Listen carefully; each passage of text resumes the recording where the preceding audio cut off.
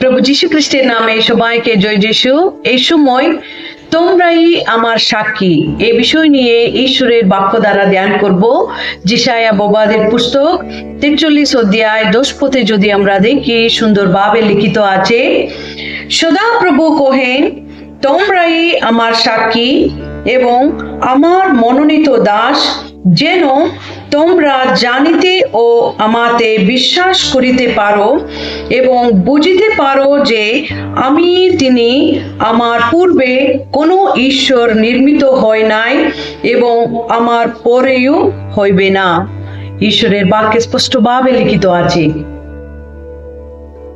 আমরা তাহার সাক্ষী, আমরা ঈশ্বর হইতে মনোনীত দাস ও দাসী।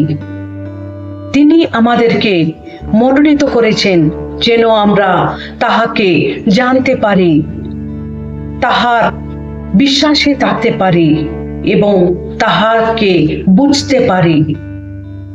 আমরা নিজেকে পরীক্ষা করিব, আমরা কি ঈশ্বরের জন্য সাক্ষ্যস্বরূপ জীবন যাপন করতে পারছি কিনা? আমরা কি ঈশ্বরের মনোনীত দাস দাসী হয়ে এই পৃথিবীতে থাকতে পারছি কিনা? যদি এখন পর্যন্ত সেইভাবে ঈশ্বরের জন্য সাক্ষ্যস্বরূপ জীবন যাপন না করতে পারলে, ঈশ্বরের বাক্য আমাদের সঙ্গে কথা বলছে, আমরা যেন ঈশ্বরের জন্য সাক্ষ্যস্বরূপ জীবন যাপন করতে পারি।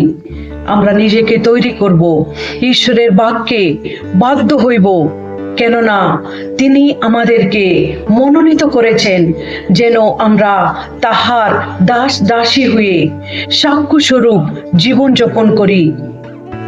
এইভাবে ঈশ্বরের জন্য সাক্ষ্যস্বরূপ জীবন যাপন করতে, তাহার মনোনীত দাস দাসী হয়ে থাকতে ঈশ্বর আমাদেরকে সাহায্য করুক।